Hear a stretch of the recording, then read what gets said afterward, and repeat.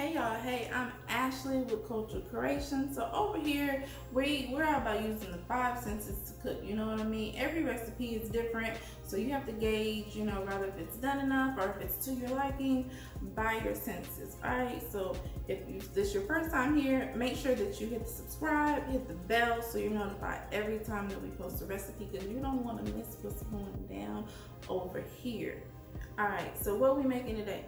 We're gonna make a spice cake, y'all, but we're gonna make this like with a little cream cheese glaze. Now, if you're not into glazes, you just want to keep your pound cake plain, that's cool too. You can do it like that. An idea, if you still want, like, for it to be like little pretty little garnish or something like that, you can add garnish, or you can just take some powdered sugar and you can dust it lightly over your cake just like that. But we like a little pizzazz, a little pop.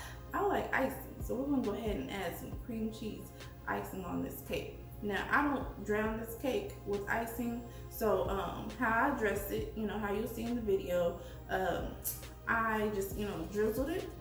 And so I had cream cheese frosting left. I might take a little bit and spread on a little piece of cake, you know what I'm saying, when I cut my slice. Do it however you like it. But just know that the amount of cream cheese that I use for this recipe does not use all the cream cheese. So let's go ahead and get into it. Let's go ahead and get it popping so I can show you how to make this cake, y'all. Okay, so you'll need all-purpose flour, dark brown sugar, eggs. Then you're also going to need some vegetable oil, sour cream. We're also going to use granulated sugar. For the spices, we're using cinnamon, allspice, nutmeg, and cloves.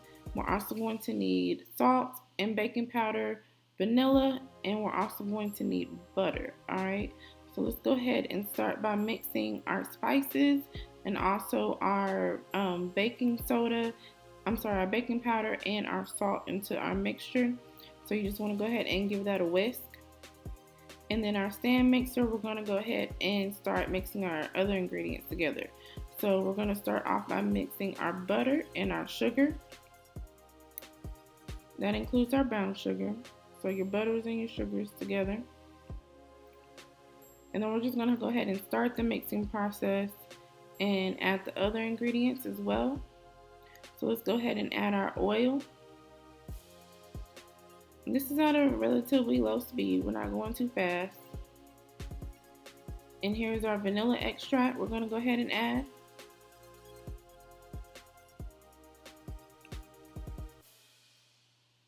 Okay, and then we're going to go ahead and start adding our sour cream right into this mix. So just get all your sour cream in there, keep mixing until that's pretty well blended so you're not having any streaks. You can also use a hand mixer. You can also use a whisk if you don't have a stand mixer.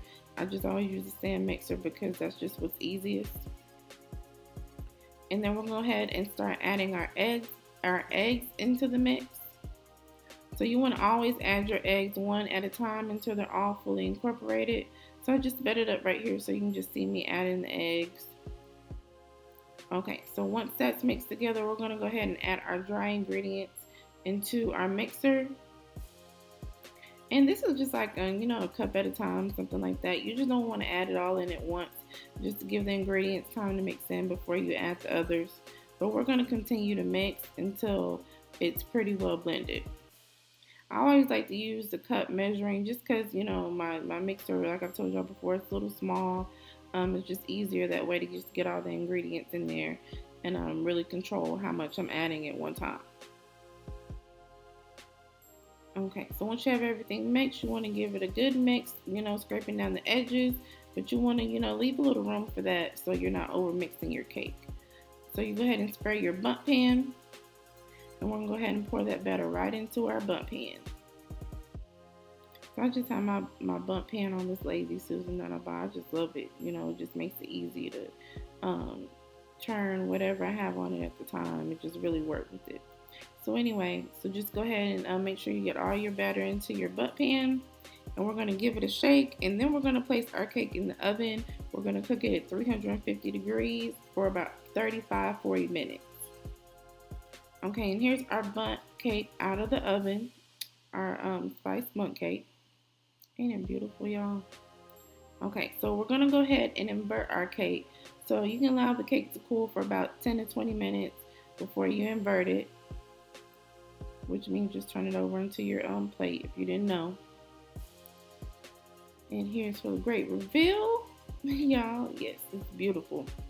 Importance of making sure that you spray your pan down really well. Okay, so we're gonna go ahead and do our frosting. So you need powdered sugar, salt, vanilla. You're gonna need cream cheese, and butter. So we're gonna go ahead and do this in the mixer. You can also, like I said before, do it in a stand mixer. I went to just a whisk because the batter is pretty thick, especially with the cream cheese. The butter and the cream cheese are at room temperature, but even still, it's hard to manipulate with just a whisk. Okay, we're adding our vanilla in here. And we're gonna get all this all blended up. There's our salt, just a little nice balance. And then we're gonna go ahead and add our powdered sugar a little bit at a time. And as always, a link to the full ingredient list is down in the description. Okay, so we're just gonna keep adding our powdered sugar. And I just, left a little footage here so y'all can see the process of adding it and kind of why we don't just, dump it in there. Because as you can see, it's like a little thick. And so, as we're adding it, it loosens up, but it does that because we're adding it slowly and we're giving all the ingredients time to incorporate before we add more. So here we are at the end. I'm just gonna go ahead. I just sped it up. This is not how fast I whipped it. Just like, a decent speed. Go ahead and scrape down the sides of my bowl. And then we're ready to go ahead and pipe it. You should use a piping bag, or if you don't have a piping bag, you can use a Ziploc bag and just cut at the end of it. Okay, so I'm just freestyling. So I'm gonna go ahead and start decorating my cake. So I just do this back and forth motion, just like this. And I keep turning it. It doesn't have to be perfect. I'm gonna speed it up so y'all can see the whole process. But just keep turning it and keep going back and forth. And then I keep going over it in little areas like that, where I have a little spillage onto the plate. It's really easy to clean up once you get to the end. So just keep going. I just kind of went crazy because I really like the way it looks with that design. Until you're done decorating your cake as you want it. Okay, y'all, so I have a slice of this cake right here. Y'all look at it. Ooh. Look, nice and moist. My cake is so pretty.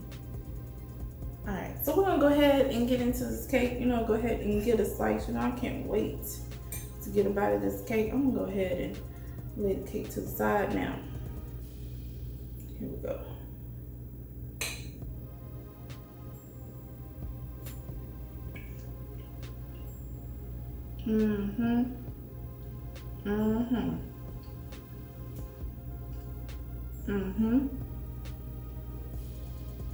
This cake is good with some coffee.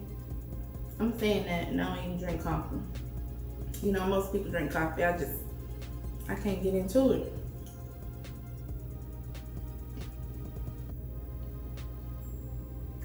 But some hot tea.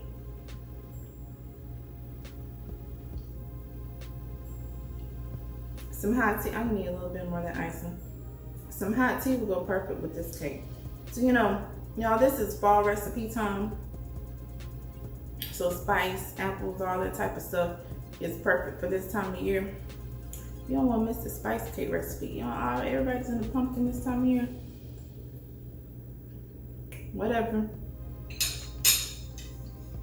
Okay, this is what I need you all to do. I need you all to add this cake to your fall baking list. You know what I mean? Make sure that you have your coffee or your tea or your whatever to go with it, your nice cozy blanket, you know what I mean? So you can make your cake and enjoy yourself just like I'm doing right now. Honestly, I can't stop eating this cake. But y'all, thank y'all for your support. Before you leave, please make sure that you like, share, subscribe to the channel if you haven't already. Please don't be stingy. Share everywhere. Share with your friends, share with your family, share with everywhere. Share all on social media. And don't forget to come back and see us again for more recipes. Bye.